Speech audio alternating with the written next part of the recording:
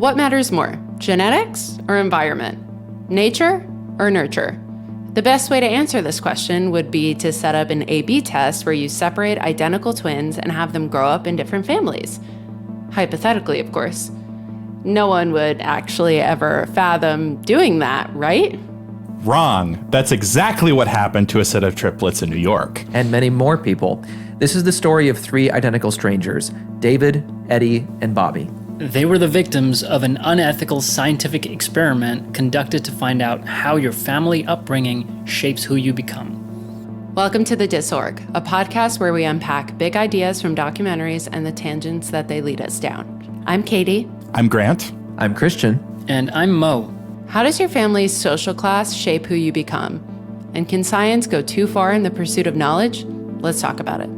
If you make it to the green room, let us know. And check out the description to know what we're watching next. This episode features discussion of suicide, mental illness, addiction, abuse, and the Holocaust. Listener and viewer discretion is advised.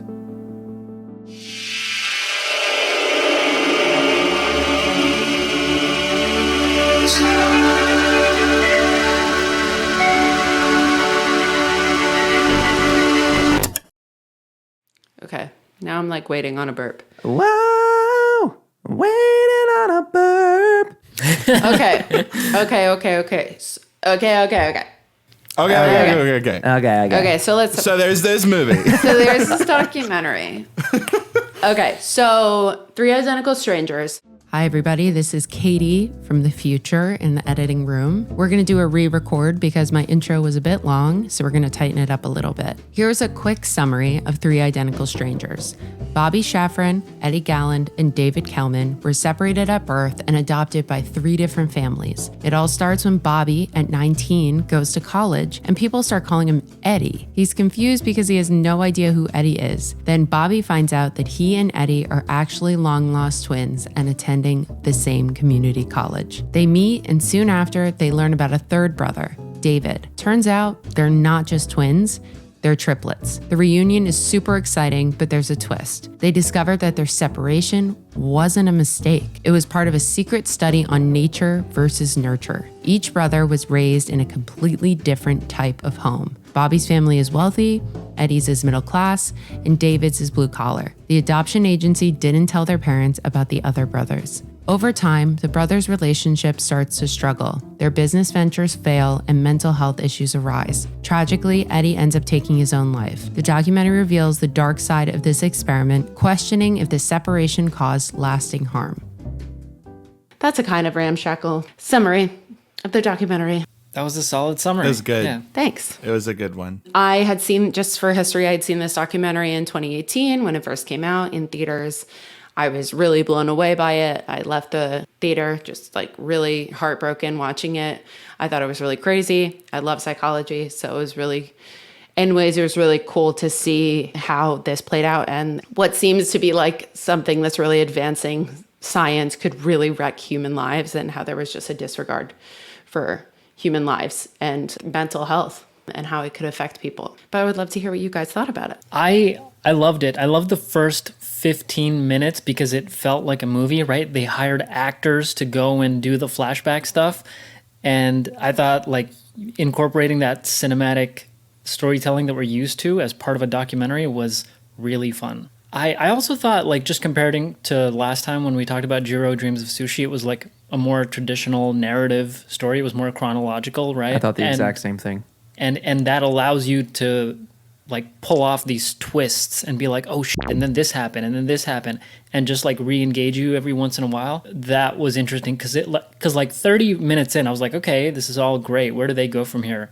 And then they pull out like all the fucking like conspiracy type shit, and I'm like, oh, okay, this goes deeper. Yeah, just to jump in on that, what I said is that it was very much a like classic documentary, like more editorial, more intended to be like journalistic. I think it was like done for CNN or by CNN in some way, shape, or form as well.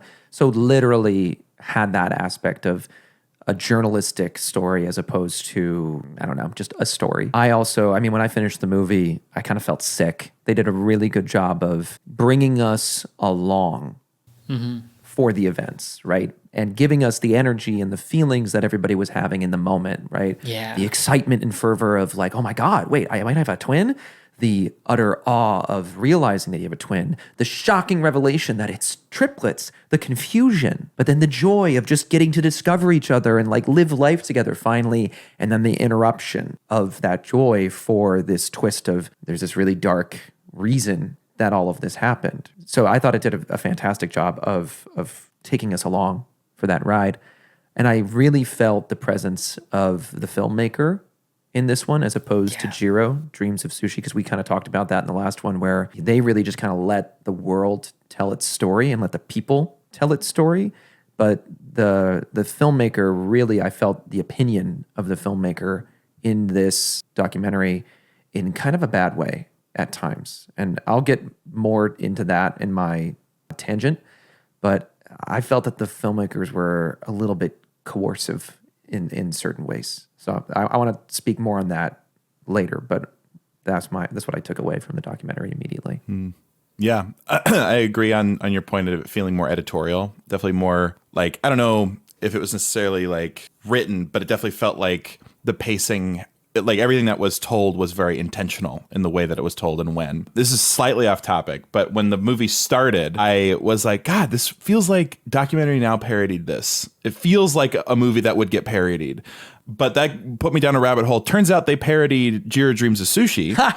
That episode is called Juan Likes Rice and Chicken. What is I watched a little bit Documentary Now? of it. It's really funny. Fred Armisen and Bill Hader, they have a parody show parodying different documentaries. Oh my God, I didn't know anyway, that. I thought that was funny. Yeah, recommend it. It's really funny. But outside of that, I think what was interesting is it's kind of like this movie just kind of shows like the time period in psychology, because like this is also around the time when like MK Ultra happened. So like stuff wasn't super regulated about as far as ethics go. So like it was definitely surprising when I heard that this was all like orchestrated, but also somehow a little bit of me was not super surprised. It is interesting, the topic of nurture versus nature. It's not really much of a hot button issue in psychology anymore, but it is interesting to watch a more in-depth look at twin studies, because in my studies of psychology, we looked at some twin studies, which are fascinating. You just said something that, where did it go? Where did it go? You said MK Ultra, and then you said, oh, I thought it was really interesting. It felt like very much how older people are like, yeah, the good old days, we used to like leave our houses unlocked and like the kids would play outside. It was very like science was super exciting and things were changing, and research, it was like such a new age of research. And like how I think the guy who led the research, the Austrian guy, I think he had met Freud's daughter. Do you guys remember that part? Yeah. He was very Freudian. Yeah. Freudian. Which makes sense considering how this study was constructed. But yeah, when you said that, it reminded me, I thought that was such a crazy point, because that woman, Natasha, who was one of the research assistants, she was like, it was such an amazing time.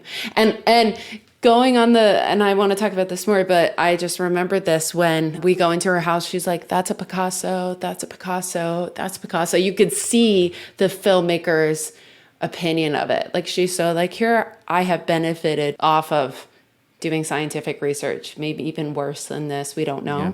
But my life, I have gained literal wealth and art from doing work like this. It was my first job. It was science. I was a scientific researcher. And all the big people like she's met, like the big deals, like the presidents and all that.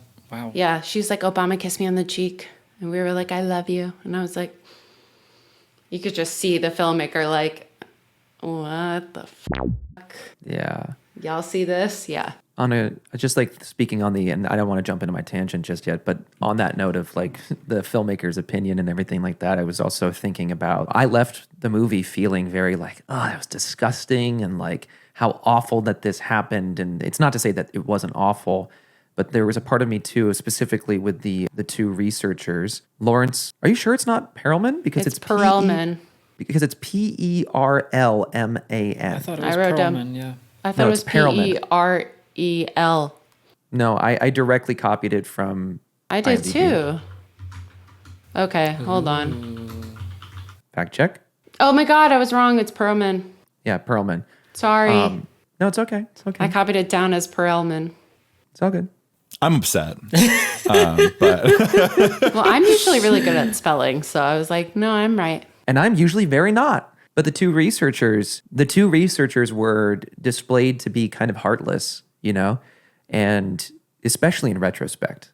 I think that, you know, Lawrence was laughing and talking about like, oh yeah, there was a bit of a desire to like reveal that that you had twins, right? His laughter felt maniacal to me. Like, So- oh my God, that was scary. Right? Yeah. But that's the intention of the filmmaker, because I was sitting there afterwards like, there's no way that he would be laughing about it if the filmmaker wasn't laughing along with him. And that's where it's part of why I felt like this was a little bit coercive at times, is because the presence of the filmmaker, you have to take that into consideration. And so it just made me think about like this, how nobody is immune to propaganda is what came to my mind, which is like nobody's immune to disinformation or to being led astray, especially when you don't have all of the details. I mean, it's kind of like what they experienced with the records being locked up and them not having information.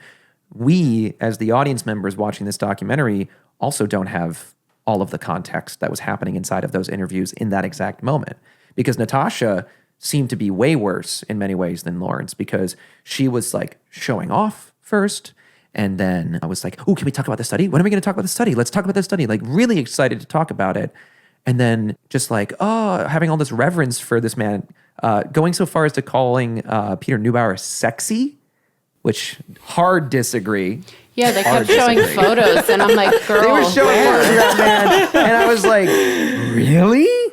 Him? Him? Rest in peace, Peter Neubauer, but I don't think so. He's down there. Anyway. Yeah. Yeah, it's just, but I was also, at the end of the documentary, I was kind of like, I was feeling for that in particular, I was like, yeah, we're still missing pieces as the viewers. We're not getting the whole story to a certain degree. This made me think of what you just said, made me think, do we think that Natasha and Lawrence were told that Eddie committed suicide? Do you think they were told the story of these triplets and other information they found? I'll get into this a little bit more in my tangent, but I think what's really important to notice in this documentary is how much we're told at certain times and how we can make conclusions about it. And I feel like there's an opportunity there. Not that I think, I kept getting this weird feeling when I watched it both times that I've seen it now, that like, there's part of me that's like, okay, but like maybe something was going to come out of this study that actually would be really influential for us to know. Like there's part of me that was, not that I like believe in how they conducted it, but there's always that like itching feeling of like, okay, but we are trying to advance science. Like where is the line? And I wonder if they were both told the rest of the story when they were interviewed. I wonder how much information they were given. yeah, well, that's actually something I was interested to bring up is like personally when they like obviously Natalia, whatever her name is, Natasha. Like obviously her interview she's an odd person, but the other research person, I didn't get the same read, I don't think, as you guys did. Like, I think what's interesting about psychology, why some psychologists have gotten here, is that you do care about people, but also you're fascinated Yes. about what's true, right?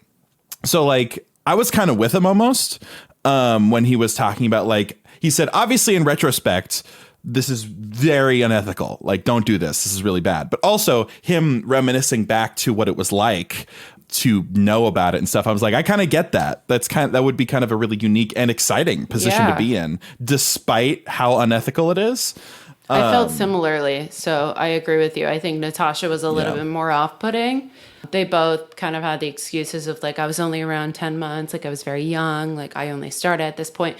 But like, and I think I brought this up to Chris too. Like we can't necessarily blame these people who are young participating in this experiment. Like not only, like you said, Grant, it is fascinating to learn these things, but also if you're like, I'm a student in college trying to get a job. I'm trying to get my first research job. I don't know what that was like at that point. Like, could you pick what lab you were in? Was this a really prestigious one because this man really cared about people? He was a Holocaust survivor. Like, he really did care about the future of children, and he was working with this Jewish institute. But I mean, in some ways, like, I think Natasha's reaction was a little strange because she is showing off her wealth and what's come from a career in science. But I don't think I would necessarily blame them because you are young, you're impressionable. Like Grant said, you probably want to be in the room and seeing what's happening. There is something so fascinating about experiments, but I think, Grant, that we're probably on the same wavelength about this because we both enjoy true crime, which I think is similar because like, I'll be listening to stuff, it's super graphic and gory and stuff, but I'm almost like, well, I want to understand why people do this. And that's why I'm so fascinated by true crimes. I want to like see how people try to get away with it, understand motivations and things like that. And yeah, true crime can be really exploitative, but at the same time, like, people make documentaries, docuseries, podcasts, TV shows, all about it because people are interested, because people are looking with wide eyes. I mean, I think people have different opinions about it. I don't think this experiment should have been conducted as it was, but I mean, if something really crazy came out of it, in a way, it's sort of like, okay, but could we sacrifice not finding out that information? You know, there's something that is really sinister about that, but there's a part of me that feels that way. I think even if it was published, it probably wouldn't get great peer reviews. I don't know how much the scientific community could have even used the data, which is the tough thing. Yeah. Is that's why we have a code of ethics now. I'm so happy that you studied psychology because this really helps, I think, with just like I really don't think we could have used this data anyway, especially because like they made sure that the families had daughters who were adopted who were all 21. So all that says to me, not necessarily that influences the results, it's they had their fingers in it from the beginning. So how much did they influence it? So then at that point, if there is a confounding factor, that's what's known as that. A confounding factor, if no one knows this, basically is just a factor that you don't consider to be a problem before you start a study. So for instance, like some eventuality happens, you're like, oh, I did not think that would happen. If you don't plan for confounding factors, then it will kind of make your results bad. So the fact that they had those daughters, not necessarily that did anything, it then calls into question the entire study. Like, how much did they put in? And because we don't know a whole lot about it, it's hard to say. It's impossible to know. Yeah, Chris, go. And I have a question after Chris. The other thing that I was thinking about as you were talking about that and bringing up the fact that they already had adoptive daughters is like the very essence of this study is nature versus nurture and what influences this and that. Isn't the semblance of adoption the very thing that they're looking into, right? Because you're taking somebody who does not have the same genes as you, and you're raising them, you're nurturing them, you're doing the very thing. This study is so flawed in so many ways, like from its foundation, that yeah, even if we had the data, one, the studies, we probably wouldn't learn anything that we don't already know because other studies, better studies have already been done. And two, it would just be confirming things that we know because from the essence of, I mean, there was the two twins, the two women who wrote the book, Identical Strangers, who got the letter about her own mother, right? There was a background report of the mother. So if you have data on who the parents are, you have an idea of the genetics. So couldn't you just place somebody and do what they actually said they were doing? The false thing, which is just studying how adoption affects children? I mean, it's asinine. Yeah. It's insane. And I'll get into more of this later in my own thing too, but it's really sickening to a certain degree that they did it the way that they did it and how, it really is evil. It really, really is evil. So, Katie. Do you mind if I jump in with just a short thing, Katie? Please. I think what was the most sickening thing for me was that they found out that their mom had schizophrenia, I think. And the thing is, that's upsetting because if you don't tell them that, they might show symptoms and not know why. Like, they need to know that. That's a safety concern. which is one of the I hated one of the that. things Anyway. that pissed me off the most was just like, never Yeah. had a chance. It's insane. Do we know, because I don't remember them saying this, but do we know what their like official justification was with the older sister? Was it like, okay, these people are fit to parent? Like, Oh, we have I some know. sort of comparison? Yeah. I think that it's very easy to go down too many rabbit holes inside of this documentary too, where it's like, oh, and they tried to do this. When it comes to the siblings that they had, I think that the only reason they referenced that is because the adoption agency had a point of reference as like they were placed with this family. We know this family now, Yeah. right? So they were able to determine like this family is upper class, this family is middle class, this family Well, is that lower you could class. see on That's a for parenting sheet. styles It's really too, right? for parenting styles, I would think. You could see people's income bracket on any tax form. I think, I think it's what Grant said. I think it's for parenting styles. Like, Sure. you're not going to see on a form like, oh, Eddie's father was like really strict and militaristic and like acted like a really intense teacher on a document, really. Yeah, that's what Perlman Yeah. said, is that they were looking for differences in family dynamics and parenting on development. Yeah, I guess my question was like, did they directly say like, we dropped a sister in there? Maybe they were those girls strategically placed, knowing ahead of time that they would have triplets to place them in? I don't think so, because then you would have to know that the triplets are coming, and they were separated at 6 months. So Yeah. you would have to know way beforehand. I think the sisters were there already, and they were like, okay, we know about these 3 families. Each of them is in a different social class bracket. And so because we know what the family dynamic is like beforehand, we can now place each of these triplets in there as like a perfect, even though it has many imperfections, like both of you just said, perfect ABC test to see how like growing up in different social brackets will affect how you develop as a human being. Why don't we start going into our different tangents? I just did one like live when you guys were talking about the fact that the culture was different back then. So like during the 60s, Perlman was mentioning that separating children was not necessarily considered like a bad thing. People just didn't know that much about mental health. Freud was like just beginning to become like in vogue, and that's all that people knew about psychology. When I remember watching Mad Men, and everybody was like starting to talk about Freud at that point, and like the idea of a death wish, things like that. Also, sex was really yeah. starting to get talked about then too. Like there was that sex therapist. I'll get a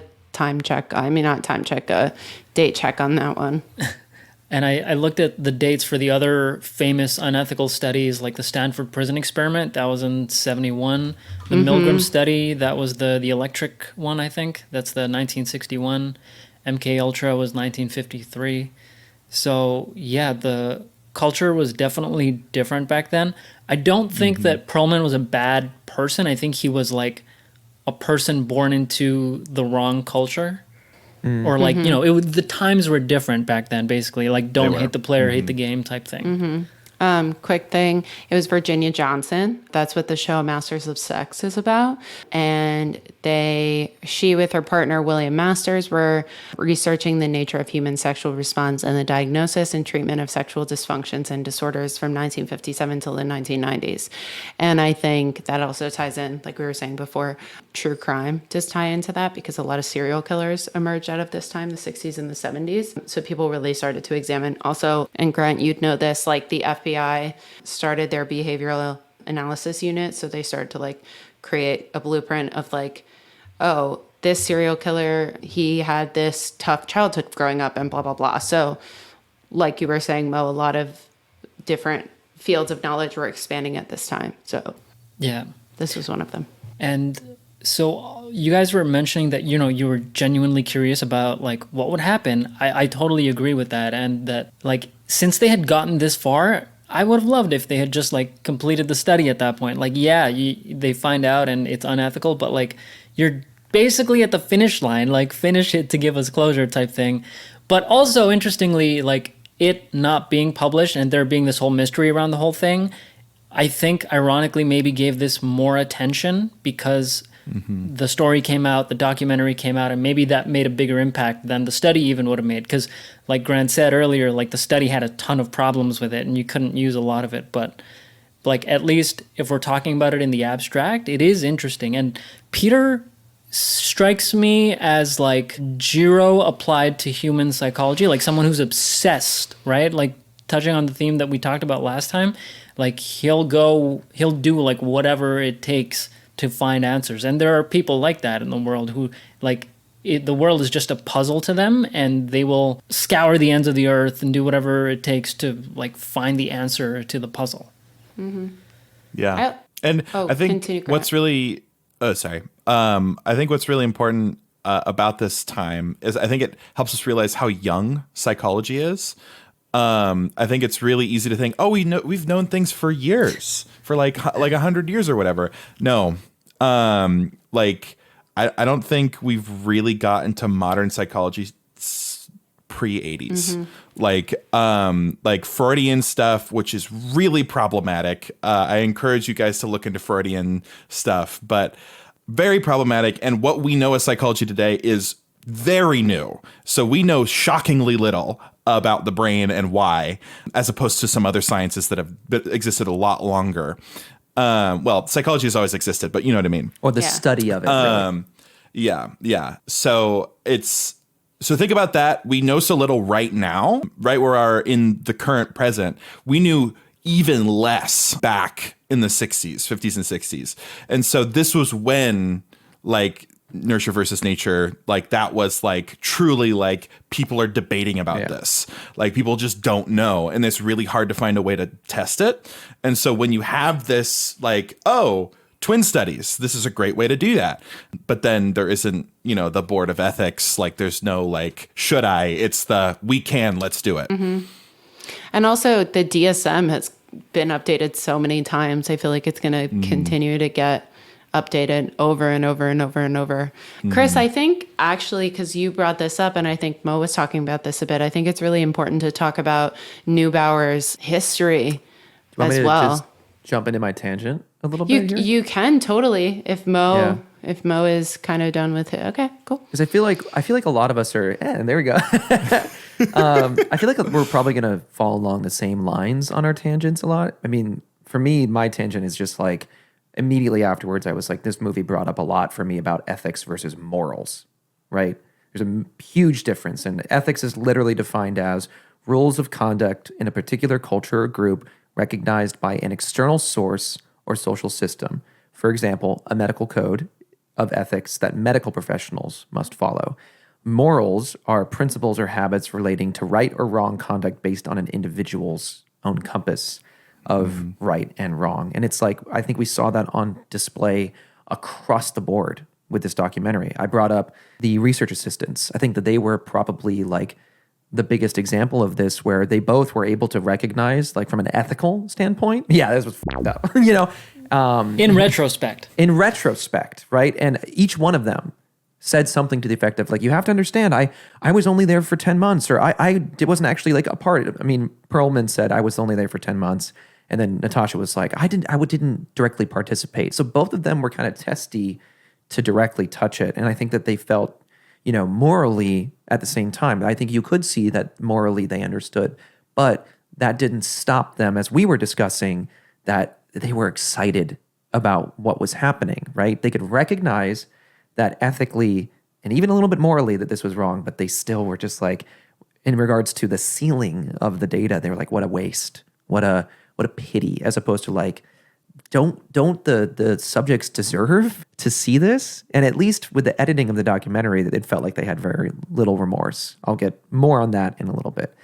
I think the biggest ethical dilemma of this entire thing was the relationship to the Nazis and to Auschwitz, and to specifically Josef Mengele. I'm going to put his name into our chat. I don't know how to pronounce it because I don't speak German, but he was literally the ghost of death, the angel of death, rather, at Auschwitz. Josef, he experimented extensively on twins at Auschwitz. The reason why they chose twins and the reasons why Nazis were obsessed with twins is that because they were obsessed with eugenics. And here are two identical people where, oh my God, what perfect test subjects. One is the control and one is the specimen and they literally said specimen that you could experiment on, right?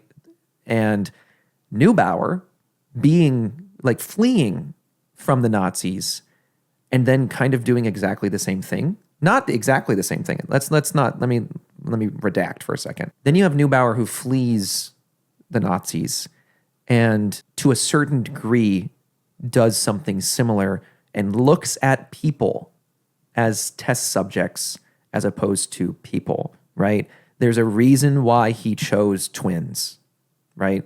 And I'm not saying that it was morally corrupt in the way that it was with the Nazis, but there was a moral corruption there to say, I want to use twins because they would represent perfect test subjects for what I want to experiment with. And that's the shadiest part of the direct participants in this study is its kind of parallel lines to playing with human life in the way that the Nazis did, especially considering they were Jewish. The research assistants, the way that you were describing them earlier was also reminding me of that, because if you ask people who worked for, like, under Hitler, I was just following orders. Exactly. Right? I was just about to say that. Same. It's really sucks.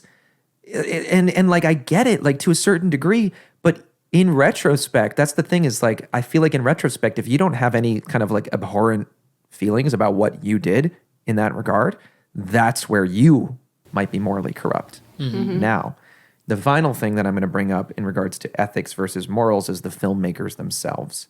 And I said at the beginning, I was like, I felt at times that the filmmaker was coercive and manipulative. And I have two really specific examples. The first was in the way that the filmmaker could kind of manipulated the audience, right? Perlman being shown and displayed as maniacal, laughing about this thing, but that could have been incited by the filmmaker, and it almost certainly was. Because I don't think that any human being would be like, haha, giggly laughy, if the person sitting across from them was like, this is terrible. They were making Perlman feel comfortable so they could get as much as they could out of him, and then they used it, and then it worked. Cut out the filmmaker. Right? Yeah. So that's just one example. The other example is when they started to reveal the information about the mental health issues that all of the brothers were facing, right? That they were in institutions at one point, or just like psych wards for a stint in high school.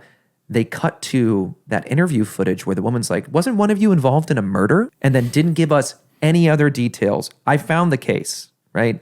The long and short of it is on January 20th, 1978, Robert, the one who was involved, and his classmate Morgan plotted to rob an older woman for her jewelry. Morgan was the one who actually went inside the building and committed both the robbery and the murder. So he beat this woman to death with a tire iron. Robert, based on his testimony and based on what he said in that interview, was not aware, did not realize that Morgan was ready and willing to do that, right? Morgan had said, like, I'll kill her if I have to, but to a teenager, that could just be whatever, right? And so Robert took a plea deal and testified against Morgan in the case. And Robert was convicted of manslaughter and then set to be on probation. That's why he was going to community college and not some, that's, I said to Katie at one point, right? That's why he's going to community college. So there's a reason why the filmmaker glossed over that whole thing. And that's because had they actually gone into detail, the audience would have been less shocked. The audience would have been, the weight of that whole situation would have been much less. And that right there is manipulative. It's like taking the audience and like, I'm controlling the way that you're going to react. I know how this is going to feel for you, so I'm going to give you just the right. It's literally what the leader of Louise Weiss said. The parents should know just enough. Which is, the quote was, and I wrote it down, not to interrupt you, because I think it's so important. I had another document where I really wrote all my notes. Told as much about the background as is reasonable. Like, they determine who's reasonable, what's reasonable. And the filmmakers are kind of doing the same thing, because if they gave us more background, that wouldn't have been as big of a revelation, or like we wouldn't have clutched our pearls as much. So like That right there, one alone is kind of like, ugh, right? As a artist, I'm like, I don't really like that. Let me just finish this point. The second one was when Robert, it was post Eddie's suicide revelation, right? And Robert's sitting there and he's like, why Eddie? Why Eddie and not me? Mm-hmm. I can't answer that. There was a way that he was responding to that question that made me feel as though the filmmaker was prompting him. Yeah, I thought that was a really weird thing for him to say, because Right? it's not like Eddie got killed. Right? That question would make sense if he got killed, but he didn't. So I have a clip to share. Okay. Watching the film for the first time was incredibly difficult. People asked about how we felt making the film, and Tim interviewing us, and what it felt like after the end of the day. And Tim is the kindest, gentlest soul, real gentleman. He's also an evil wizard, because he managed to pull information in the most gentle way. And at the end of the day, we really felt like a wrung-out sponge.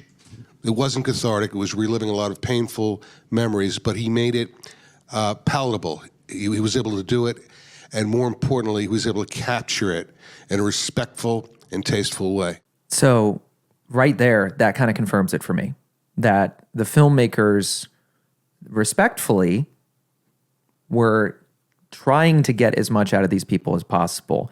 But that moment for me, that crosses the line. To really prompt somebody like that, to me, I feel dirty as a viewer, because that seemed to be something that was being coerced out of Robert, as opposed to just happening organically. And like what David was saying, he's like, he's an evil wizard who in the gentlest way was taking this stuff away from us. That sits wrong inside of me, because if you're a filmmaker, specifically making a documentary, my biggest thing for myself would always be like finding the objective truth, and of course a human experience inside of this. Create an environment in which they feel comfortable talking about this. Don't coerce it out of them. And it's just what it sat with me was this whole documentary is about ethics and morals and this awful thing that happened. And then here we see the filmmakers themselves kind of participating in this gray area, because they were definitely ethically making this film. You know, they weren't being recorded without their knowledge, right? They were aware of everything that was happening, but morally, I don't know, man. I always say that our internal life, like our history, our thoughts, our feelings, our dreams, anything you write into a journal is absolutely sacred. That's like your treasure, and nobody has the right to access it, even if it's for something artistic. As an actor, I give, right? I allow myself to access it and share that, because it speaks to people, and I want people to see my humanity, but nobody gets to take that out of me. If I ever worked with a director that's like, I need you to go deeper and I really need you to access, can we talk about like your childhood or something? I'd be like, can you back the fuck up? Because there's one thing about, like, if I'm working with a director who I feel safe with, allowing that access to happen where I bring it up, not the director, I do it. It's another thing to have a director be like, I need you to do this. Yeah.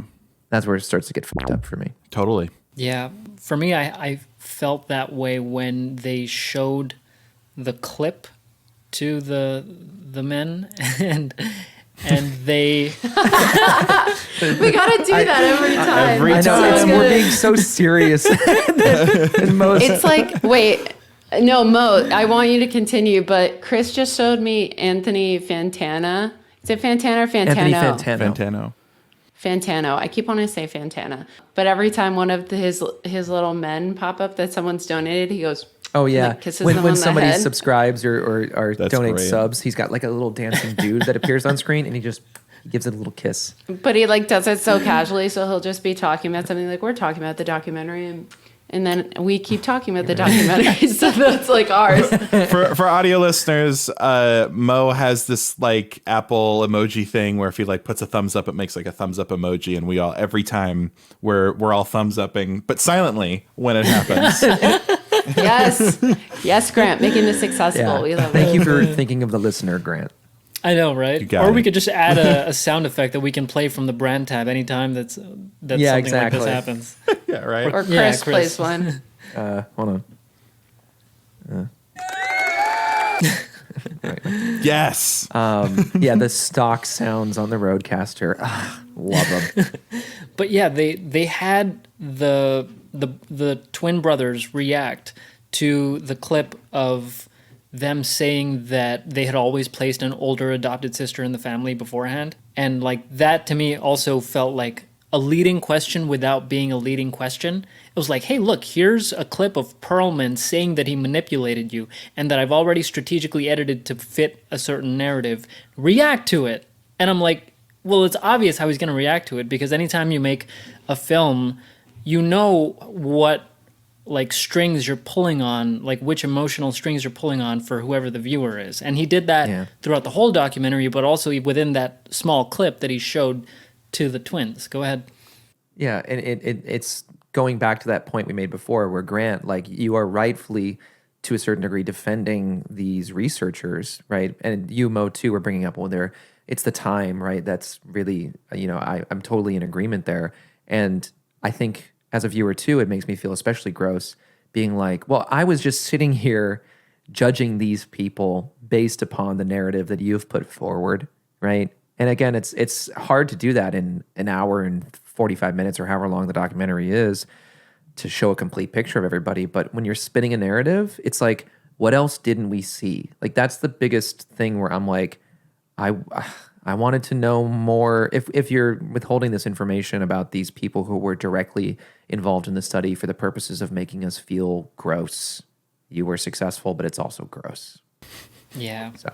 But I think maybe like that's the sacrifice that any form of storyteller has to do sometimes, where it's like, well, what's more interesting? And maybe like this angle was just more spicy than the full truth. I don't know. It's hard to balance that for sure. It's an ethical question. It's a question of morals and ethics, right? And trust with your audience. Yes. And for me, Katie brought up the exploitative nature of like true crime stuff. It's a tough thing because, yeah, you want to entertain people, but at the same time, the situation was also like horrifying enough on its own that I don't think that I would have needed you to like spin the web any more than there was already a web, right? You know what I mean? Yeah. Like the truth of the scenario was already crazy enough.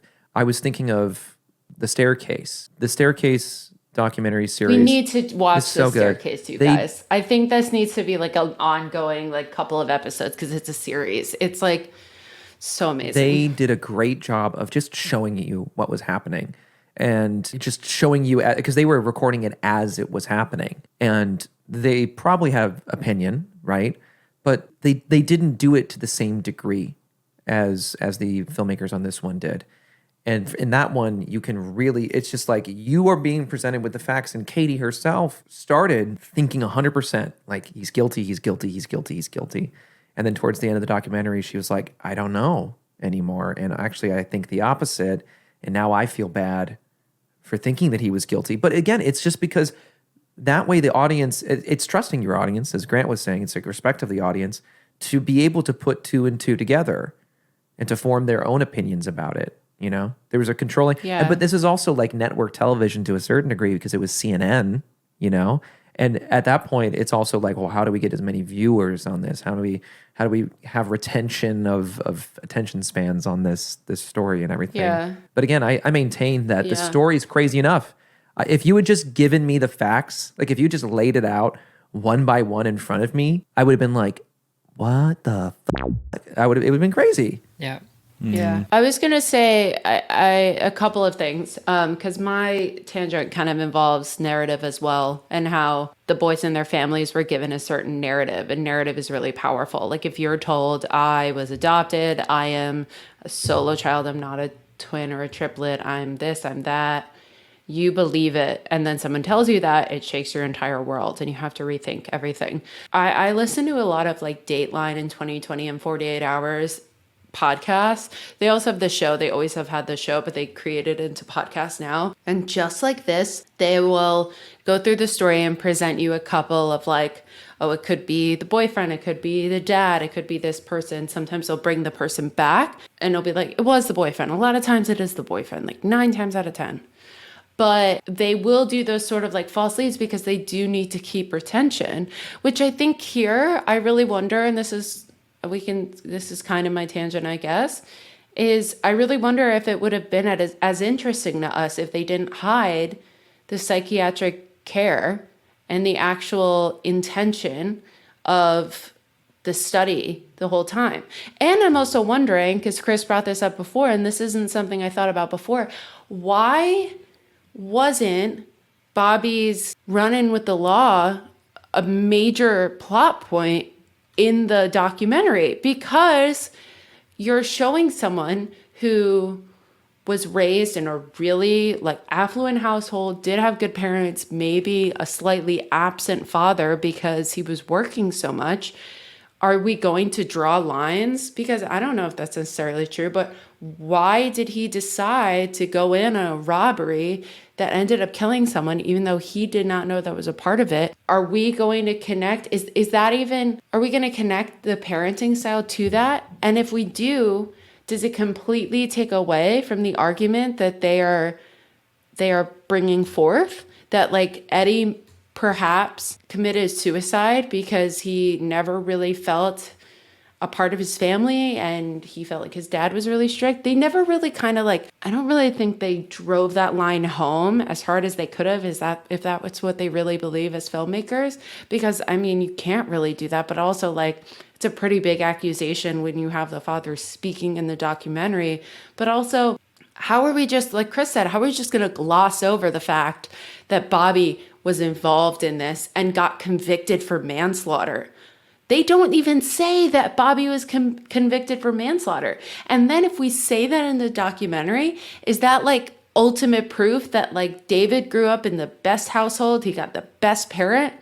Or are we going to go back and be like, well, then maybe money doesn't matter. I guess parenting matters, but he was a loving parent, but he was a doctor who was kind of absent. I don't know. I'm wondering what you guys think about that, because I think if we brought that in, we might have a different documentary. That's huge. Yeah.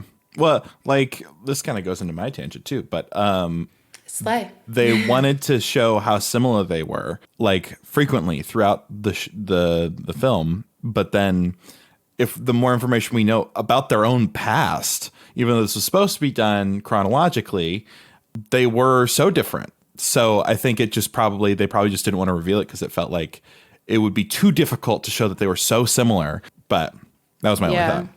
My quick thing that I want to jump in on is that I have no problem with how they kind of structured things and how they decided to withhold some information until it was relevant for the story. Like that's what can make a story really entertaining. Yeah. It's just those kind of instances that I was talking about where those are like what you're saying. It's like a little bit more crucial of details. I don't care that they waited to reveal the information. What I care about is that they didn't reveal more, and then also how they obtained certain information. Again, for the purposes of like having a good story, I totally like, because I was along for the ride, right? There is a thrill of being told a good story. The problems come into play when it's like you leave out certain details to heighten it to the next level. That's where I start to get into a moral gray area that I'm like, I will say though, I think that's a great differentiation and I agree. But I do think that just as the researchers withheld a lot of information so they could do these experiments and really see what came of them, I do think in a way that like we as the audience are kind of test subjects. I mean, Chris, you kind of said this a little bit too, but like I think withholding that they were in some sort of psychiatric care throughout their lives and like withholding how different the parenting was until the very end. To me, I think it goes along the lines of when you see a show, like if you guys have ever seen Mayor of Easttown, which is an amazing show with Kate Winslet, but like there's so many things that are set up and then you go down that one path and that's not the thing. And then in a way, and I love that show, don't get me wrong, but I do feel like there is some manipulation of the audience. I do think we're sitting there and we're like, okay, but where's Eddie? And what was happening in this study? I do feel like they kind of just slipped it out and they were like, actually, it was this. Actually, they were in psychiatric care their entire lives. I was like, when we met them when we were 19, why didn't we get a little bit of that background?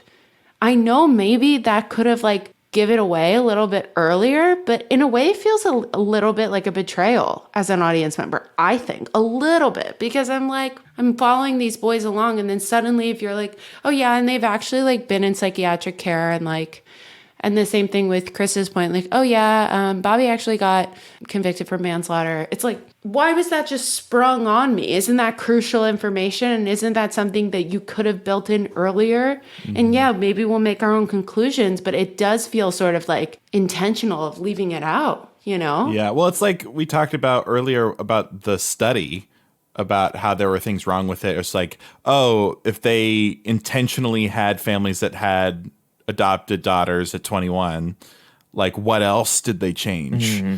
Kind of the same deal about this film. If they left that out, what else did they leave out? Like, then that's when we're talking about trust with the audience. It's like, it's not even necessarily like you can say it in the way that makes sense for your story, but the moment you start making the audience feel like, wait, hold on a second, would have changed my opinion way earlier, but it's not like for shock value or for it to be interesting. It was just like, that was actually manipulative. Then that completely ruins your trust between you and your audience. And that's when it gets sketchy. Yeah. Yeah. And I do kind of feel like part of my trust was ruined. I mean, it was such a surprise towards the end. When I first saw it, I was in such shock. Which but part I do feel like, well, the fact that I really think that they should have mentioned that they were in psychiatric care earlier, because they were hinting at the idea that like there were mental health issues that could have been inherited. Maybe Eddie was a victim of this whole system and how he was dealing with manic depressive disorder or manic depression. I do think they should have brought up much earlier that they were receiving psychiatric care. They seemed like the most well-adjusted boys. Like they were like going out, having a great time. I mean, obviously things are under the surface, but to bring up something like, oh yeah, like one of them, I don't think it was Eddie at the time. I think it was maybe Bobby that was like in a mental health hospital for a couple weeks. I think they said they brought it up like so casually. I was like, I wonder when, one, that was brought up in the interview with the actual documentarian, and two, when they made the decision to be like, let's rearrange this order so this comes later. Mm-hmm. Because I think that's crucial information. And I think, this is another question I wrote down, Natasha, the researcher, the woman, only mentioned nature versus nurture. Perlman tells us later they were studying parenting. Did she not know? Or was that cut out of the documentary? Definitely narrative. That was editorial for sure. See, that's the thing, is like this whole but that's study. Crazy to me in a way. Because it's like they were not aligned, according to what we saw in the documentary, they were not aligned on what the study was actually about. So does anybody actually know what the study was it about parenting? Was it about mental illness? Was it about nature versus nurture, just in general as a blanket thing? And the fact that they said different things, it's like... Maybe they were told different things too. Exactly.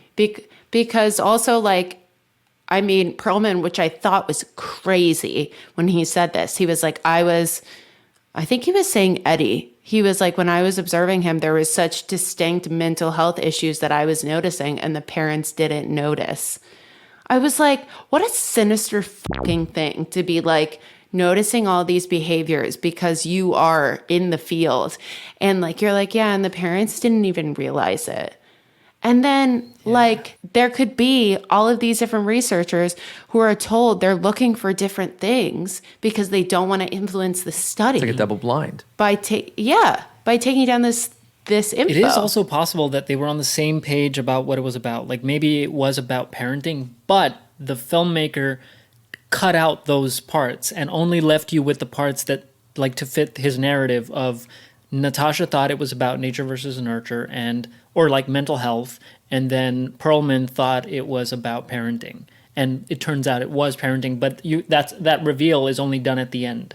So Right. like throughout the documentary, like at the beginning, he was even saying, like the filmmaker was showing, oh, maybe it's mostly genetic. That was kind of like the narrative. Like, look at how many similarities they are. It must be nature. And then at the end, the note they end on is, oh, actually, like nurture does matter a ton. And like, it's an empowering note to end on. And, you know, the researchers say that genes and environment are close competitors. And the last line of dialogue in that section, and I think this was a choice by the filmmaker, obviously, it was Hetty, you know, the old lady saying, The aunt. nurture can overcome everything. So like to make that like narrative arc of the like scientific takeaway from this documentary, they manipulated us. Yeah, 100%. Because I think if we were to walk away with that conclusion, then where is the story, the full story of Bobby's conviction for manslaughter? Because I do think he was maybe in the middle of the two, of like a more loving household, but his dad was nothing like David's dad, supposedly. Like, they all considered David's dad like the one that really held them together, and their relationship fell apart when he died.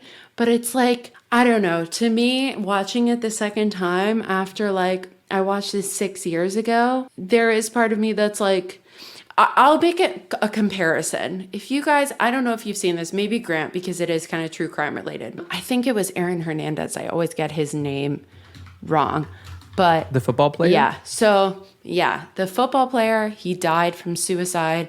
He had, they think that there was some sort of brain injury, because then he really started acting out and doing really violent things. He had a brain injury in football, and that's the sort of narrative they're going on when they're telling the story about like certain things he did and how his personality changed. But there was this one moment in the film where they had a tangent and they were like, yeah, we also think he was gay. And like, here are the weird, like little gay relationships he might have been having. And I was watching it with my friend, and he's gay. And we both were like, Where did that come from? why was that just brought up? And like, it had no payoff either. It was just like, it almost was like villainizing a little bit, like being like, oh, and also like, here's the sort, I think there was like a little bit of the like nod towards, and he was also gay. So maybe there was like a lot of pent up anger and blah, blah, blah, blah, blah, of like being in the closet. It was so sinister to me that they just like threw that in, and like it had no payoff. And it was also sort of like a tangent to kind of like get you a little bit confused and like keep you hanging in a little bit longer. you for a loop. And I feel kind of similar in this a little bit, you know? It did feel sudden and out of like, I don't know, place, but he didn't actually get convicted of the murder, right? Like when he defended himself, he was like, oh, it was his friend and he just happened to be there, but nothing actually happened to him. So I think that's why it was a throwaway thing. Yeah. But charged for manslaughter is like... No, he didn't still- get it though. Nothing. Oh, I thought, Chris, you said he got charged. To be clear, Robert had a plea bargain, and Bobby pled guilty to the charge of manslaughter. The other classmate, Morgan Goodman, was the one who actually did the robbery and the murder, right? So he was literally an accomplice. They aligned on alibis. He lied to cover for this person, but he didn't actually do the thing. The reason that I brought it up in the first place is that in the moment of that interview where she's like, which one of you was involved with a murder? Is that the intention there is, you hear the word murder and then it cuts over to Bobby. He's like, it was me. I wasn't involved in it in that way. I made up a story, said to the police, right? But I've never hurt anybody in my entire life, right? The intention that the filmmaker is like doing there by following that clip with the whole, like, we were all in psychiatric care is like, but can we trust what Bobby's saying there? That's the intention. It's meant to make you go, wait, they're having issues. And like, that's why it feels really manipulative to me. Yeah. Well, I was going to say still, like Yes, he was charged with manslaughter. That's what I meant before, is that he actually did have the charge. But to even go and rob someone, a lot of times what we see in cases is that comes out of like a fractured family situation. So in a way, I think we should be highlighting this in the documentary. If we're talking about things that these boys are going through, that's a huge pivotal. That's what I'm saying. And that's what I'm saying is the reason that they glossed over it is because it was for shock value. It was for a reaction. It was to get the audience to go, right? Like, he was involved in a murder? But I'm saying that it should have been a bigger part. Totally. I completely agree. Because like, That's a big if deal. we're going to talk, we're going to focus on Eddie's suicide and because of course that's super important. And like, I think it backs up the claim that like he had the most fractured family situation because his dad was really strict and like he didn't fit in, blah, blah, blah. Therefore, you can kind of draw your conclusions that this is maybe why he was pushed to commit suicide with the combination of his own mental health predisposition. But if we bring up Bobby was fairly affluent, but his father wasn't as involved, as loving as David's father. Do the filmmakers actually have ground to stand on if we also make the argument about Bobby? Is my point. Yes, Bobby Chris? might also have literally said, hey, can we not? Could be. You know? I mean, Totally if could it be. were me, Yeah. and it's like, that was just a stupid, fucked up thing that I did when I was kind of delinquent in my youth, right? Can we just not focus on it, please? At the request. We don't know. It's just a thought that I had where I'm like, it could be Bobby being like, can we please just leave that out of it? That was horrifying. That was awful. I've never done anything else like that in my entire life. It was more of like a set of circumstances that I found myself in when I was a bit of a dipshit when I was young. Being a dipshit myself, especially when I was young, I'm still a dipshit now, but like, especially when I was young, there's like stuff that, I mean, I was playing fire tennis. You ever play fire tennis? It's where you soak a hell's it's where that? you soak a tennis ball in gasoline and then you play and you light on a fire and then Jesus you hit it back and Christ. forth. You know? Is there footage of this? No, God. Luckily, come on. Grant, it cue was the in- clip. No, I'm Yeah, just kidding. exactly. Luckily, it was at the time where we all had terrible flip phones, and nobody took video. We were more focused on the game. All right, our head was in the game. I would hope Alright. so. With live, with actual and open flame. Yeah, like, and I share that story because it's funny. I mean, like, luckily nobody got hurt. But if it was something more serious, like if I had gotten myself into some more serious issues, and like, let's say we accidentally burned somebody's fucking house down as a result of doing that, which could have been possible, but we didn't. Whatever. But it's just a thought that I had that Bobby might have been like, I really don't want to make that a feature. Just if you need to bring it up, but let's not sit on it. Yeah, but but they still included the clip. And again, and that's maybe why that was a I feel that negotiation. it was very manipulative still. I you know? guess, but I just don't think it has much payoff if you include it. And on your point about the mental health stuff that they experienced earlier in their childhood, I think there's a way they could have integrated that earlier on without necessarily taking away from the story. Like, you know, when they were saying, oh, they have all these things in common, I think they could have said, oh, and the dark stuff too. And then talk about that. I think they could have been like, they struggled. I mean, they did bring up, which I thought was really heartbreaking, was that Bobby and David both smacked their heads on their cribs and tried to make themselves pass out.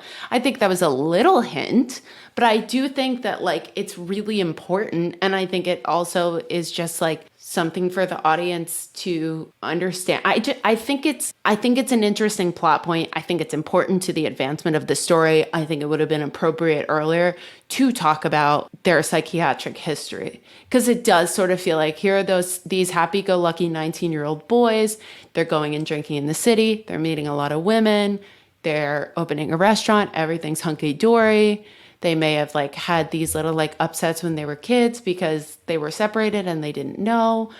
But to be like, oh yeah, like they were in psychiatric care, like that's a big fucking deal to me. If you're on any sort of medication or you're being hospitalized, that seems like it should come way earlier, in my opinion. I don't know. Yeah. I'm going to post a link here, and I want to get your live reactions to this. Look at the first Oh, God, look at the please. first line. I don't know if you guys knew about this. What? What? What? Okay, for the listeners, the link that Mo sent was trivia about this documentary. And the first trivia piece was there were actually quadruplets, not just triplets, quadruplets. The fourth died at birth, and it was unknown until after the documentary. Crazy. What is the Is that true? Have we verified that? I'm Googling it right now. We want to fact check that because that could just be something that somebody, again, manipulative. Somebody could have just done it to like, oh, it's just crazy. Let's make it crazier, even if it's not true. I'm going to do some fake science here for a sec, which I love to do because I feel like I have my own belief system in my brain sometimes. So I would love to know what the likelihood is of birthing triplets and of birthing quadruplets, because I think it's really crazy that their mother had sex on prom night and basically got pregnant with quadruplets. I feel like every story I've heard of someone having a massive amount of kids is usually in line with some sort of I don't know, they have really hyper fertility or they went through some sort of IVF, some sort of enhancement. But to get pregnant with triplets, if not quadruplets, when she probably is having sex for the first time. Let's start a conspiracy theory. What if this whole thing was planned before conception? I have a better one. We are the quadruplets. Oh my God. So Grant, have you verified it in any form? Is this I'm not finding any information. There are people saying it, like People Magazine. What was the other place? There's Ars Technica, but I'm not seeing actual the original proof. Source, right? Right. I'm just seeing people say that that's true, but I'm not actually seeing it anywhere. Yeah, that is pretty wild, though. I'm not seeing anything. The likelihood of giving birth to triplets naturally is about 1 in 10,000. However, spontaneous triplet pregnancies are not common. What does that mean? What does spontaneous mean? Well, yeah, this is what I was saying. The main factor that increases the chances of having a multiple pregnancy is infertility treatment, such as ovulation stimulation medicine, in vitro, and other similar treatments. Maternal history, there's a maternal history of multiple pregnancies, fraternal twins. No. White women who are older than 35 have the highest rate of multiple births that are more than twins. Interesting. Dang. Wait, quadruplets are 1 in about 700,000 pregnancies. Wow. Okay. Wow, it's interesting that as fertility decreases, the likelihood of having multiple babies at the same time increases. No. What it's saying though is if you've had infertility treatment, IVF, to increase your fertility. Oh, so it's because of the treatment, not the age. Okay. Yes, that's one of the factors. There's other factors, but it's the highest one is if you're getting fertility treatment. That's what I've heard too. But I think it's crazy that women over 35 are more likely to have multiple babies. Yeah. That's crazy to me. That is interesting. One tangent I have is yes, please, kind of topical because of Drake, and you may understand where this is going right now. Because oh my God, we're bringing in Drake and Kendrick. I love it. They brought up that all triplets, all were wrestlers at one time, independently without knowing about any of this. They all smoke cigarettes. Just for a time check for everybody, this is about a week after the disses were released. So when you're watching this is way more current news. Continue. It was playing all in the coffee shop that Chris and I were in today. Just to date this episode. Yeah, exactly. Just to date this episode, because people might be like, well, why are you talking about this 2 months Wednesday, later? May 15th. Continue. Yes. So all the triplets were wrestlers. They all smoked. They all did the same cigarette, Marlboro specifically. And they all liked older women. Now, that makes me wonder, if there is a genetic component to your preferences for partners. And the answer is yes. And that's worth discussing because I think that's a bigger deal than it seems. This is my tangent actually. Oh my God! Wait. So hold on, Mo. So just tying it into the Kendrick and Drake drama, you're referring to the fact that Drake is very weird with younger women. like very, very like teenage. Oh Yeah. no. Like Millie Are Bobby we- Brown being 14. No. Yes, Yeah. and Billie Eilish being like 16. And Drake kissing a 17-year-old on camera, on stage, with no regard. After asking her how old she is. Yeah. And like, I Yikes. know that with pedophilia, there's often like a history of sexual abuse when they're children. But now I'm wondering if it's not always all about nurture, if there's like a nature component of this, a genetic component to, Leo DiCaprio's preference for dating younger women. 25. No, 25. don't turn 25. You're so sexy. This is kind of like a whole deeper topic, so I'll just glaze over it because I don't know everything about it.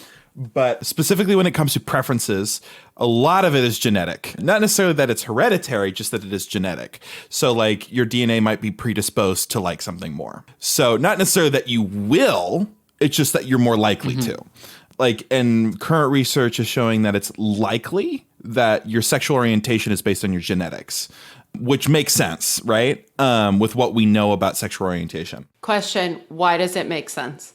Like, Just asking. like how you will talk to anybody who's in that community, they didn't choose to Oh, be oh, gay, oh, oh, right? oh, oh, oh. It's like My they brain just was- are. My brain, I think was saying like in terms of hereditary. I was like, Oh, how do we know that? Got it. Yep, on the same page. yeah. So like, it's likely that your genetics dictate some of these things. Like they like Chinese food, right? The only thing that gets a little stickier is when it comes to what you find attractive. Like more specifics. Like it's still probably very likely has to do with genetics, but also we know about sexual interaction is that the things that you do or don't connect with tend to have to do with abuse or trauma that you have dealt with earlier in life. Is it likely that it's probably genetic for these people? Probably, considering it's all three of them. But also it's important to note that what you're attracted to frequently is caused by the nurture as well. So let's say a really easy example is somebody has a problem with has had trauma with authority figures. So what they look for is that power dynamic unknowingly. They find that attractive anyway, like, because that's a way to fix it in their brain. If they can get in a relationship and it works well, they fixed it. So it's like a little bit of give and take, but yeah, a lot. That's what I thought of when I saw them say that they really like Chinese food. They like the same kind of cigarettes, like all that stuff can easily just be something coded in their genetics, which is really interesting, right? Yeah. Well, to take a quote from the movie, what you're not looking for are their differences. We wanted to be alike. We were falling in love with each other. I think things like cigarettes, like, yeah, in the 70s and 80s, people were smoking a lot. Marlboro is really popular. They all were kind of like stocky guys. Of course, like most likely they're going to do wrestling. Yeah, that's what I was going to say about that. Yeah. Yeah, but the women thing, interesting. It is interesting. One thing, honestly, like this isn't even the craziest twin study that I've seen. Like in my, like when I was taking early psychology classes, there was one, I wish I did more research on this, but there was one where two people who didn't know, this was just happenstance. They were separated at birth. They didn't know. They found each other in their 40s, I think. They had, I believe they owned the same car. They liked the same things, like golfing, for instance. The craziest thing was that they had wives with the same names. Oh my God. Like it got really specific, and it's wild how that works. And I think it's still really worth like investigating like why that happens. But I think one question that I had for you before I like talk about it, because I have studied it, is what do you guys think? Like, what do you think is more, nature or nurture? Oh, Christian, go for it. yeah. I For preferences? or just in general, like for Thanks. personality. What do you think is more influential? I think personally, so just what immediately came to my head is that I think human beings are like pretty simple when it comes down to it. You know what I mean? Like the reason why things speak to us is because the human experience is pretty identical in a lot of ways. And yeah, we all find sunsets beautiful. And yeah, we all, you know what I mean? Like there's certain things. I actually hate sunsets. Hate sunsets. Sunsets are like the piss of nature. Oh my God. No, I think that, but when it comes to our personality, and I think about this all the time, quite frankly, our personality and where we find ourselves is that nurture is so important. I think it's way more important. because I look at myself as a good example. I was telling you, I grew up in a small town in Wisconsin where some days we had nothing better than do than play some good old-fashioned fire tennis. And there was nothing in my family's history. My mom's side of the family are all kind of Hicks, we're proud Hicks. But my dad's side of the family are like Dartmouth educated people. And like from a genetic standpoint, well, shouldn't I be dispositioned to be a little bit more reserved or whatever, right? But I found myself as a product of my environment, right, wanting to just like do stupid shit like that because that's what the other kids were doing. However, because I have such amazing parents, you like that? However, because I have that's something. And speaking of genes, that's something that my sister does. So shouts my sister for doing that and putting that on me. I have great parents, and they started parenting me different. So a little bit of history about myself too. This is turning into a long answer. My dad's a recovering alcoholic, and he's been sober for now 17 years, which is crazy. And there is a distinct change in me before and after he got sober. The delinquency and stuff that I'm talking about happened mostly before he got sober, and then the years just after. But when the dysfunction of our family started to get ironed out, so did I, because of nurture. The parenting style completely changed, and so did I. I was a straight DC student. My grade point average going into my junior year was like a 2.6 or something like that. After my dad got sober and the parenting changed, within 1 year, I raised my GPA from 2.6 to 2.9. Like I got an award at school called the 180 award. This is a much more ethical concept for an experiment, right? By the way. Like if you want to study nature versus nurture, that kind of thing, of like finding parents who are struggling with an addiction and then helping them solve it and then seeing what changes in their children, you could do that study today. Exactly. And it's like and it do you guys remember Wife Swap? Like no. And Super Nanny, like they come in, they're like, we're gonna fix it. Because it doesn't actually fix the problem. But that's because I think about all the time, like the darker side of it is like, well, what if my dad hadn't gotten sober? Because there are many people who don't. And what if he hadn't? Who would I be? Right? Would I still be in Wisconsin? Would I be a completely different person? I think absolutely. I think 100% I'd be a different person than I am today. So nurture. So here's my take on this. I read a book recently, and I'm going to bring it up during the green room section as well. But what it basically argues in a certain section is that the more unequal a society is, the more nurture matters in that society. Because what book is it? It was the one that I showed you a couple times, A Theory of Everything. We talked about it in a few podcast episodes on Creator Studio. But basically, if you take a place like America and you compare it to, say, Finland, in Finland, outcomes are much more likely to be genetic because they have income inequality, they have education inequality, and all those things, which is interesting, right? Because if we do end up in a place where the entire world, everybody has equality of opportunity, then all the outcomes are 100% down to genetics. And I suppose luck as well. But right now, if you take any country that has high inequality, which is the majority of countries, nurture seems to be much more powerful. Like most of us are way smarter than even the most genetically talented and rich people from 100 years ago. Yeah. Well, okay, so you said that there's a ton of inequality education-wise in Finland? No, the opposite. It's very equal there. And it's very equal. Yeah. Okay, that's what I thought. Because Finland is like, I always talk about how I want to move to Finland because they teach kids about sex education when they're 4. And the rate of teen pregnancies is so much lower than the United States. Right.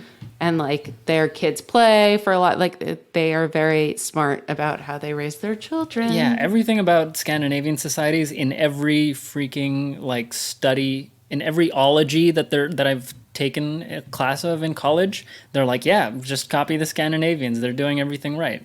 That's so funny. Which is annoying because they're like that overachieving kid that just makes no mistakes. But meanwhile, like 99% of the world is struggling. So yeah.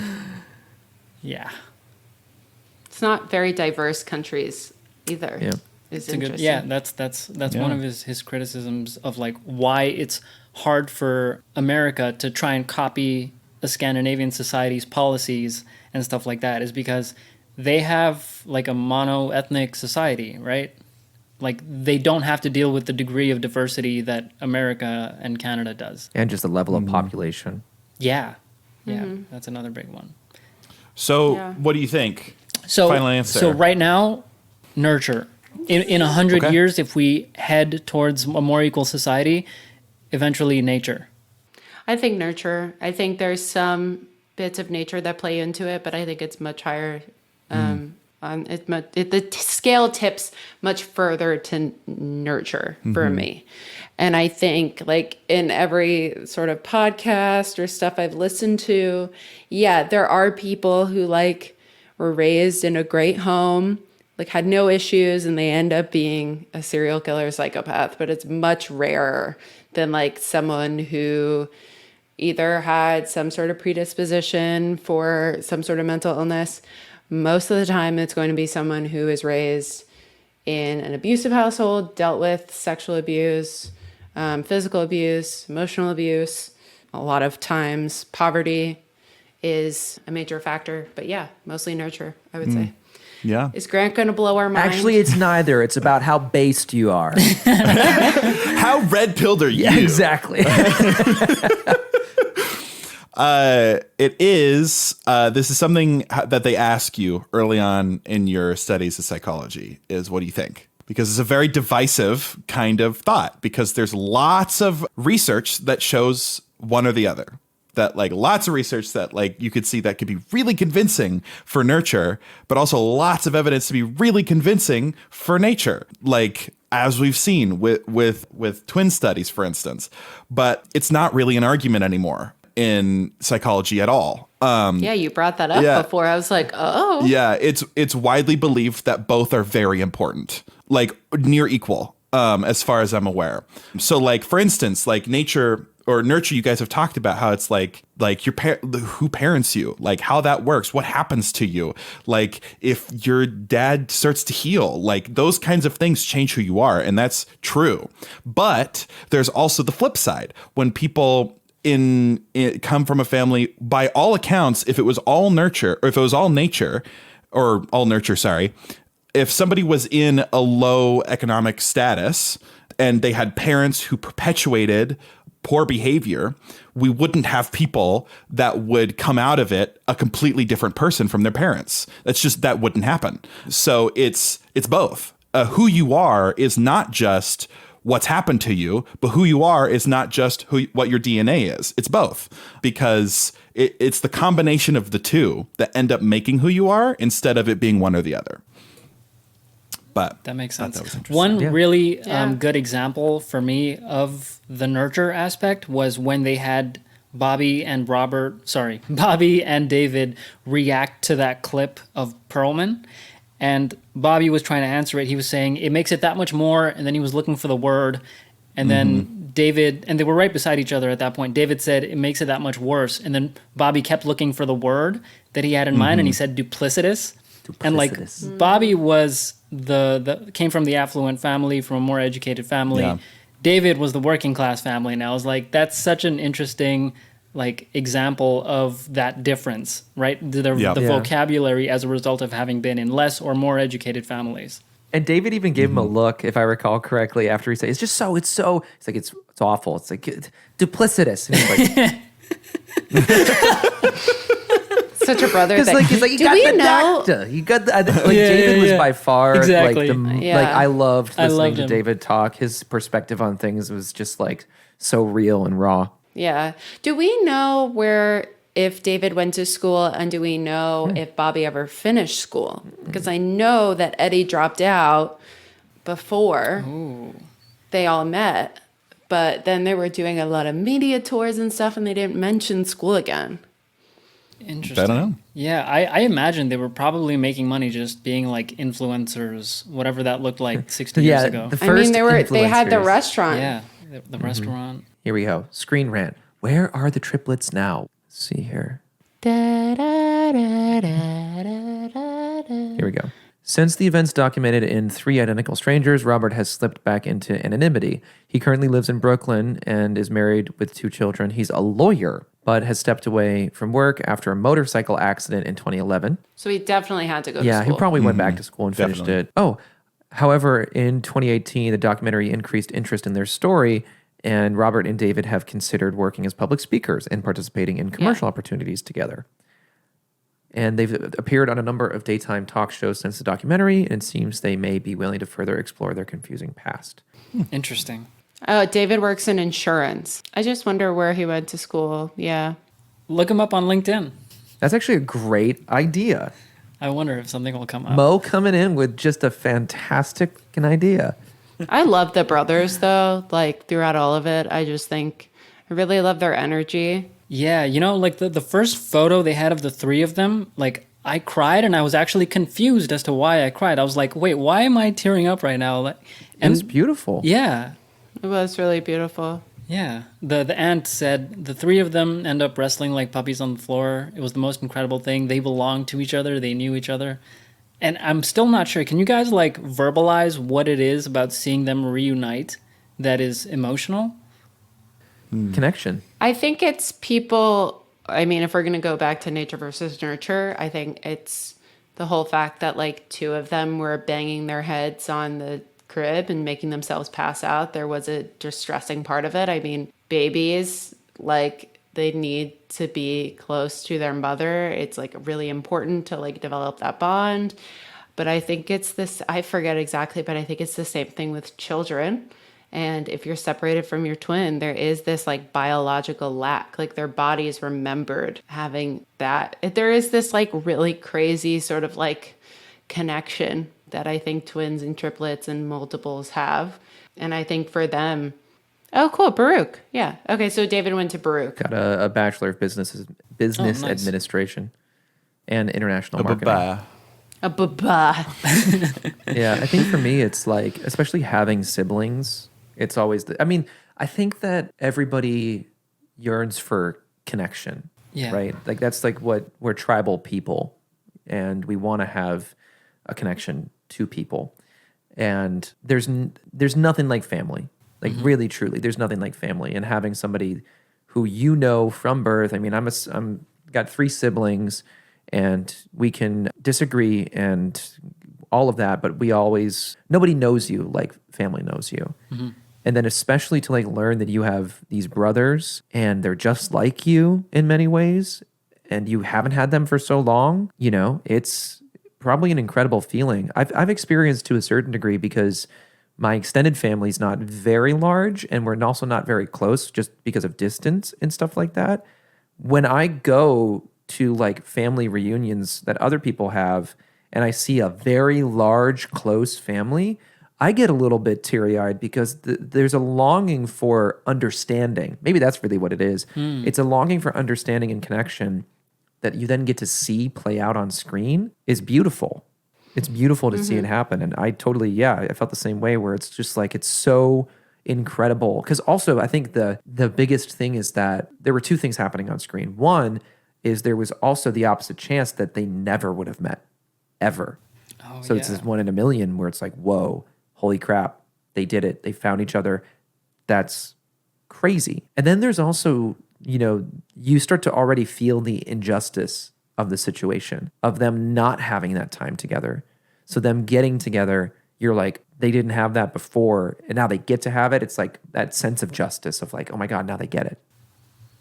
Yeah, that makes sense. One last point I wanted to bring up was related to the weird bond that twins and triplets tend to have, like you mentioned, Katie.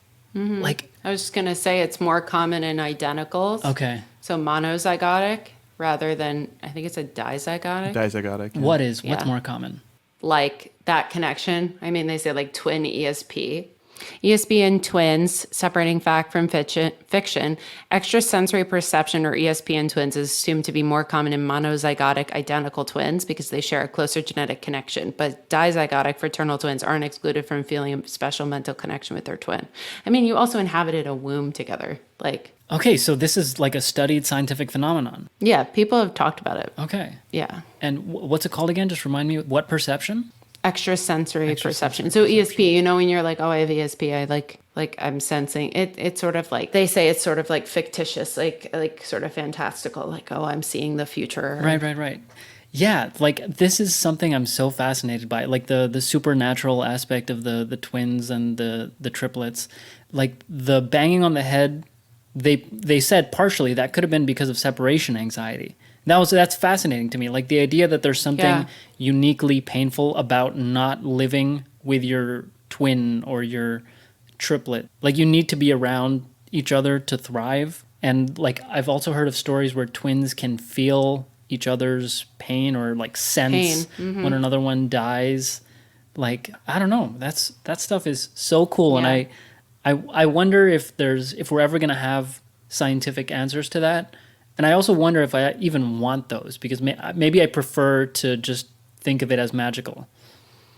Yeah. It says twins are born married. They share a primary attachment that is irreplaceable and forms a lifelong attachment and bond, as well as an indelible identity. Sharing their in utero life is the beginning of their nonverbal communication and their need for closeness. And comfort can be found in physical proximity, where a sense of oneness is maintained and often endures throughout their lifespans. Yeah. Especially if I think you're monozygotic, where the egg splits. So I think we can now officially move into the green room. Hello, a very sleepy editor Christian here to quickly jump in to explain for our first-time viewers and watchers what the green room section is. Katie. what? I'm recording voiceover. What was I doing? Just set something down on the table. The green room section is our time to talk about topics that are not necessarily related to the grander discussion of the documentary and our tangents. It's just time to wind down after our in-depth discussion. So that's what we're doing now. All right. Thank you. Bye-bye. Katie. Keep setting stuff down on the glass table. And it's like clink, clink, clink, clink, clink. I'm sorry. I was just trying to get a stain off my screen, and then I realized it was my microphone. What is that? Like, oh my Ew. God. That's so I was like, funny. why? I'm like, it's did not I like going injure? away. I don't know. I think it's because I've just been in front of the camera too long. I was like, oh my God, it looks like I like hit my screen. Like, what is that? And then I was like, oh my God, Katie, it's your microphone. It's. That is so Oh my funny. gosh. Anyway. Grant, did you have something that you wanted to share for your green room? For my green room, Green room? way off topic. From my green room. Green room, my Green way- womb. a green womb. Green womb. So as the resident gamer, I had to bring up that the YouTuber Donkey's game, Animal Well, that he published, came out. Oh. And I just finished it. And that game is really fucking good. It's called Animal Well. The publishing company is Big Mode. Big Mode. Yeah. And Big Mode. It's developed by Billy Basso, I think is his name. One guy made the whole game, which is amazing. He made the engine himself, which is bonkers. That is but it's insane. like it's a Metroidvania.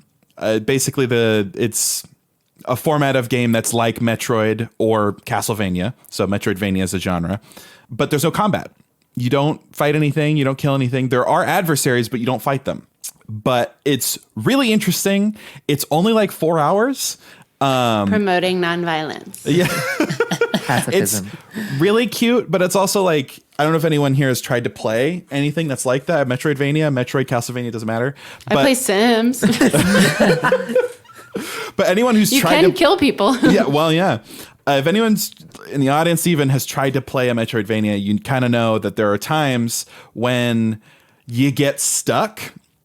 Frequently, you kind of go like, I don't know what the fuck I'm doing, and I don't know where to go. And then usually like this answer was really opaque or stupid. But this game, the whole time, I felt like, no, I feel like each time I solved the puzzle, I was like, oh wow, I felt good about that, or I knew where to go, or I never felt lost. So big ups to them for making a quality Metroidvania in a space that's very competitive. So really great game. Awesome that a YouTuber published it and it was good. Nice. That's interesting. So what was this YouTuber's involvement in the game? Because you mentioned it was developed by one person. Yeah, Billy Basso got picked up by this YouTuber's publishing company. So Dunkey, the YouTuber, decided he wanted to get into games development, but the easiest way to do that without experience in developing a game is publishing, because that's just like partnering with like, you know, consoles and releasing on platforms and that kind of thing, and some level of marketing. But he like did an open call to games that would want to be published by him, and then Billy Basso, I think, approached him and said, "Yeah, I'd like you to be a part of it." And so I'm not sure how much he was in the development, but I know that he got to test it, that he was a part of getting to see it get developed and be a part of the design philosophy, at least a little, which is pretty cool. That is really cool. Can you break down publishing for us? You know, I know this can be a whole lecture, but like, what does that actually involve? What does it mean to publish a game? And why couldn't like Billy Basso do it himself, for example? Tons of individuals do. But it's a lot of financial. It's a lot of basically a publisher talks to consoles and storefronts and that kind of thing, and manages where the game goes, how much it costs. Like, is it going to get a physical release? If it does, managing what that physical release will look like, the production, the manufacturing, the shipping, like all that kind of extra stuff that isn't the game. Is it like in the film industry, it would be a producer? Is that right? I think so, yeah. So like a studio, I think would be a good example of that. So they do a lot of the funding. It's just like the more overhead type stuff is what a publisher does. So Billy Basso is like the director, and then Dunkey is like the executive producer type thing. Right. Yeah. Generally, well, I guess it depends. Because like studios under EA, there's lots of involvement by the publisher. But a lot of times publishers don't usually do a lot of that. So kind of flip of the coin. But yeah, so it's really good. Big recommend. That game is really, really good. Awesome. Who next? I actually want to talk about violence in video games now. Oh, no. We don't have time. We don't have time. I know, really quick. That's so funny. Well, I took a class on disruptive behaviors in children, and I think there was a study that there was nothing proving that video games actually increase violent behavior, but all the research that I've seen has been about playing games growing up actually increases cognitive functioning instead of decreasing it. And fine motor skills. Yeah, exactly. The only one thing that there is to know about that is that video game addiction is looking to be added to the DSM here, the next revision, which is not surprising because anything can be addictive. Doesn't matter what it is. So it's like obviously moderation, but violence in video games making you more violent is not debunked. Factual. It's majorly debunked. There is literally no correlation between violence and violent video games, and it's been debunked time and time again. And I think I'm a perfect example. I've never been in a fight. I've never been in any kind of altercation. Never really. I'd be too scared to get in one. Yeah. See, if anything, violent video games may be more cowardly. So GTA is not the root cause of school shootings? No, it's believe it or not, it's not. Believe it or not, no. Believe it or not, it's just the fundamental problems with America that caused that to happen. So it's just a shitty game. That's all it is. That's my hot take. GTA is just a shitty game, man. It's not good enough to do anything of substance outside of itself. The thing that I wanted to talk about, since Katie seems to be very much deep into research right now, is I've been listening to a new band that I'm really excited about. And Katie knows because Katie's the one who showed it to me. They go by the name Sleep Theory, and they are kind of bringing back the early 2000s alt rock sound. So giving kind of like Breaking Benjamin, a little bit of Linkin Park. They're really filling the hole that Linkin Park left in me. They have a EP called Paper Hearts. It's really, really good. Their like number one hit right now is Fallout, for good reason, but all of the tracks on Paper Hearts are really good. They got 3 singers in the group. They got their lead singer, who's got an amazing voice, who can really fluctuate between like an actual kind of like distorted scream sound to a much more lyrical, like classic rock sound into an R&B sound, which is so fucking cool. Then they have a backup singer whose voice is equally incredible. And then they have their screamo singer, who's literally just taking care of the scream vocals, and his control is fantastic too. He's got all the tonality, and I've been listening to them a lot. And I've been specifically listening to them on my flip phone. I feel like I'm back in high school. I feel like I've like reconnected with my high school self because I'm like texting people on my K9, like number pad, and I'm listening to like new metal alt rock on the subway, and I'm like, I have to tell you guys that I literally was in a doctor's appointment on my bed and his phone was next to me and I didn't realize.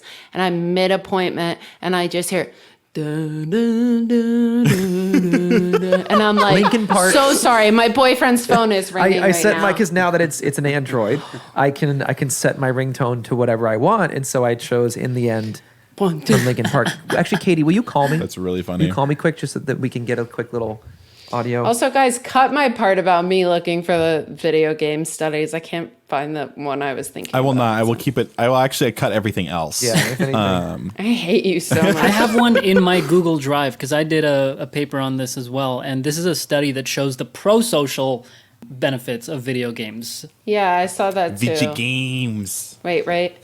Yep. I don't think we'll be able to play the song during the thing. YouTube will definitely flag it. Oh, that's a good point. Yeah. Well, here, hold on one second. It never mind. It didn't work anyway. 'Cause nope.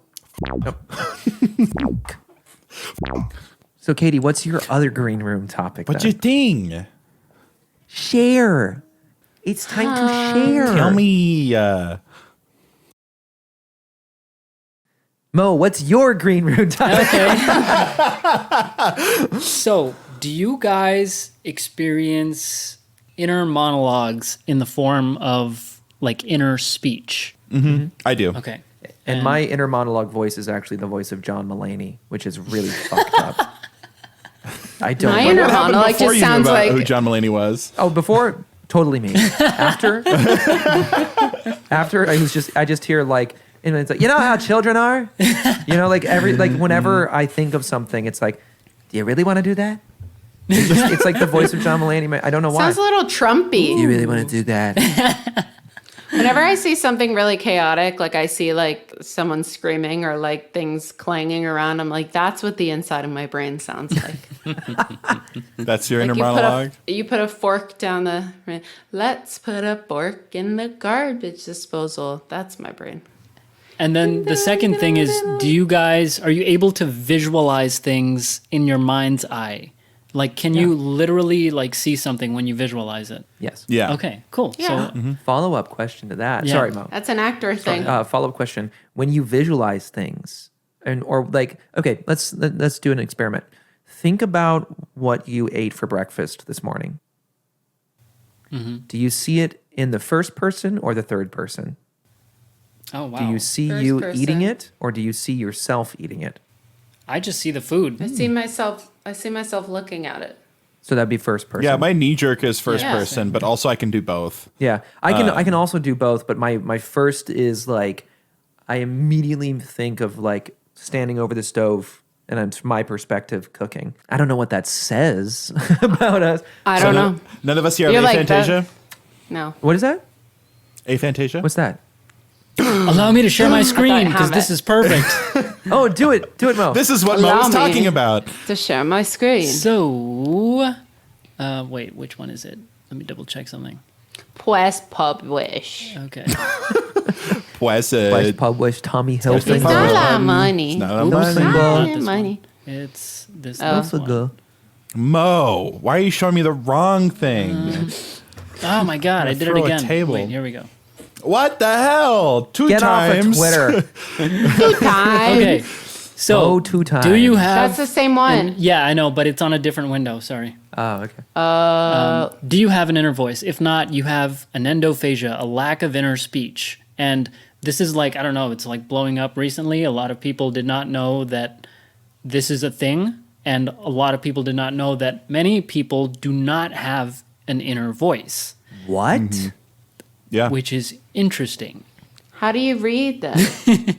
That's actually, no, legit. That's what I'm saying. I'm hearing the words in this sentence before I type them. I actually don't We know. need to almost get like- Jared on the phone. Oh, does he know Does about this Jared stuff? not? Does he not have it? No, he has aphantasia. That's different. Sorry. I think he might have a monologue. I'll have to ask him.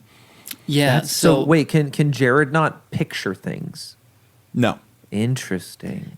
And Whoa. Katie, the people who have low levels of inner speech have lower performance on verbal working memory tasks. So they do tend to score lower on the types of reading things that you just mentioned. That's crazy. I have another one for you guys that I've never looked up. But when you read a book, do you picture like the location being like a random place in your life that you've been?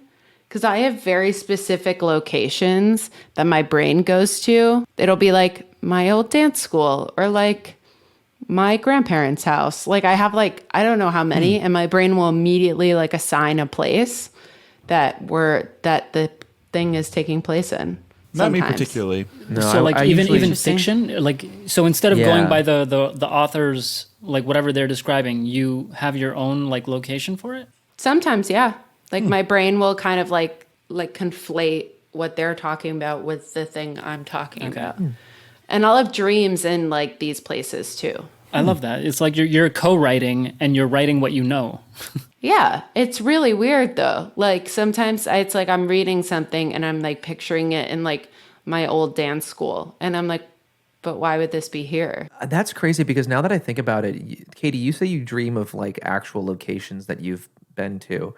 A lot of my dreams are like, But sometimes I'm like, it's this place and it's not really yeah, that but place. I'm like legitimately my dreams never actually take place in a true like one-to-one replication of like a previous house that I've lived at or anything like that. It's always like a random amalgamation of like all these different things. Amalgamation of amalgamation Amalgamation. Malcolm Philadelphia. Nation.